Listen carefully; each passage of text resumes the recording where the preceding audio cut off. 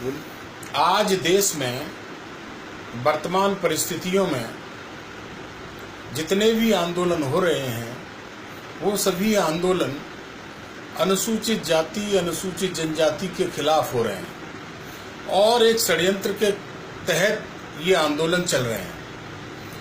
आज लोग आरक्षण का विरोध कर रहे हैं और अनुसूचित जाति जनजाति अत्याचार निवारण अधिनियम 1989 का विरोध कर रहे हैं।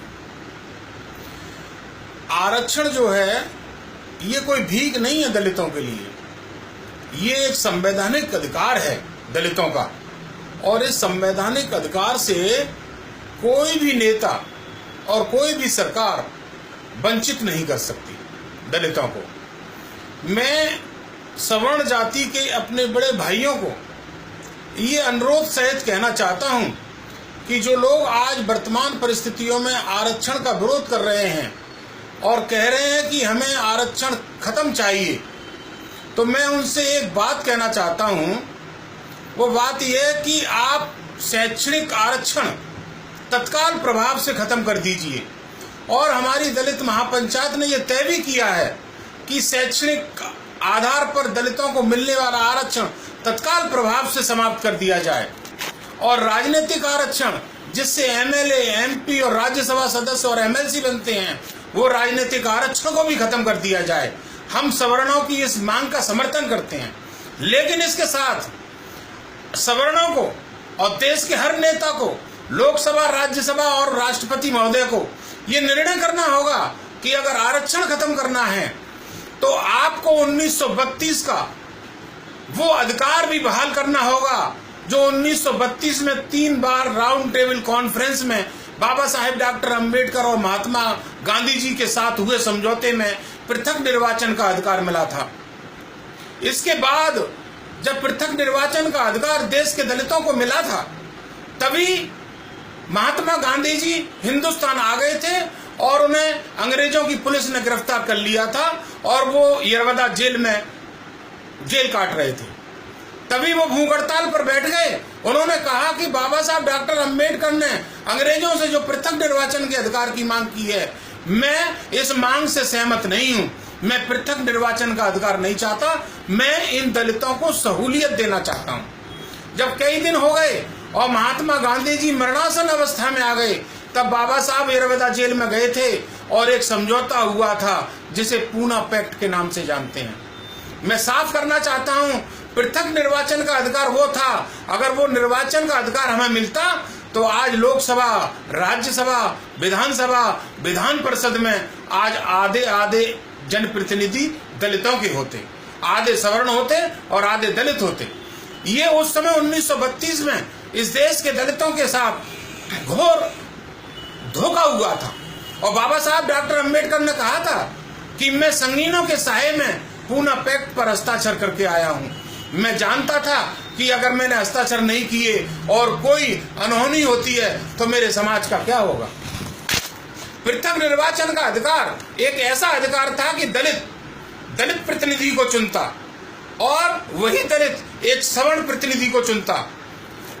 हम वोट मांगने किसी के पास नहीं जाते, लोग वोट मांगने हमारे पास आते।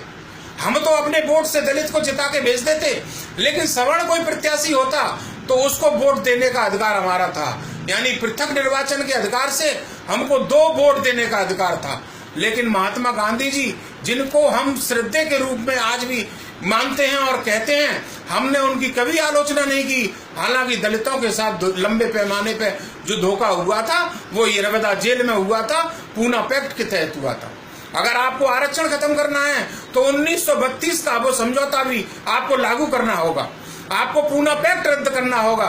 अगर आप आरक्षण खत्म करते हैं तो पूना पैक्ट को बहाल करिए, आप 1932 के पृथक निर्वाचन के अधिकार को बहाल करिए, ले लीजिए इस आरक्षण को। हम भी बहुत परेशान हैं। आए दिन आरक्षण का विरोध, आए दिन दलित एक्ट का विरोध, ये सुन करके हमारे कान पक गए हैं। आप लीजिए आरक्षण को, हमने नहीं मांग की थी। अनुसूचित जाति जनजाति अत्याचार निवारण अधिनियम 1989 में जो बना, किसी भी देश के दलित ने इस एक्ट की मांग नहीं की थी। खुद 1955 में छुआछूत अधिनियम जो बना था उसमें कुछ कमियां थी उन कमियों को पूरा करने के लिए उस 1955 छुआछूत अधिनियम को खत्म किया गया था। ये राजीव गांधी जी ने तैयार किया था और माननीय बीपी सिंह जी जब देश के प्रधानमंत्री थे तब इसको लागू किया गया था। आज जब माननीय सुप्रीम कोर्ट ने इसमें कुछ बदलाव करने का प्रयास किया तो लोकसभा और राज्यसभा में बिल पास करके इसको बहाल किया गया है। और जो शोर शराबा हो रहा है देश में कि एफआईआर दर्ज होते ही सवर्ण को गिरफ्तार कर लिया जाएगा, ये भ्रम फैलाने का प्रयास है। इस एक्ट में कोई बदलाव नहीं हुआ है, इस एक्ट में कोई गिरफ्तारी का अधिकार नहीं है, इस एक्ट में सवर्णों के उत्पीड़न का कोई मामला नहीं है। मैं पूछना चाहता हूं अपने भाइयों से कि लोग कहते हैं कि हरिजन एक्ट का विरोध होगा, ठीक है आप विरोध कर रहे हैं, हरिजन एक्ट का दुरुपयोग होगा। मैं पूछना चाहता हूं कि इस हिंदुस्तान में जितने अंग्रेजों के कानून चल रहे हैं जो 1000 से ज्यादा हैं, क्या उनका दुरुपयोग नहीं हो रहा है? क्या आईपीसी, सीआरपीसी, सीपीसी इनका दुरुपयोग नहीं हो रहा है? इन सारी चीजों का दुरुपयोग है। क्या दहेज के मुकदमों का दुरुपयोग नहीं हो रहा है? क्या धारा 376 का दुरुपयोग नहीं हो रहा है? धारा 354 का दुरुपयोग नहीं हो रहा है? आपने आईपीसी का विरोध क्यों नहीं किया? आपने सीपीसी का विरोध क्यों नहीं किया? आपने सीआरपीसी का विरोध क्यों नहीं किया? आपने केवल अनुसूचित जाति के लोगों को, जिनको की कवच के रूप में, उनकी सुरक्षा के रूप में दिया गया है, आप उसका विरोध कर रहे हैं। मैं सवर्ण भाइयों से कहना चाहता हूं कि वो आए जगदीशपुरा में और मैं उनको लेकर के यहां से 20 किलोमीटर आगे ले जाऊंगा और वो किसी और दलित बना के ले जाऊंगा मैं उनको, और वो किसी सवर्ण की चारपाई पर बैठ के दिखा दें तो हम समझ लेंगे कि हिंदुस्तान से जातिवाद खत्म हो गया है। वो भी नहीं बैठ सकते, उन पर भी अन्याय अत्याचार होगा। आज गांव में देखिए, बिहार में एक दलित महिला को नंगा घुमाया गया। ये देश हमारा है क्या? हम हिंदू नहीं हैं?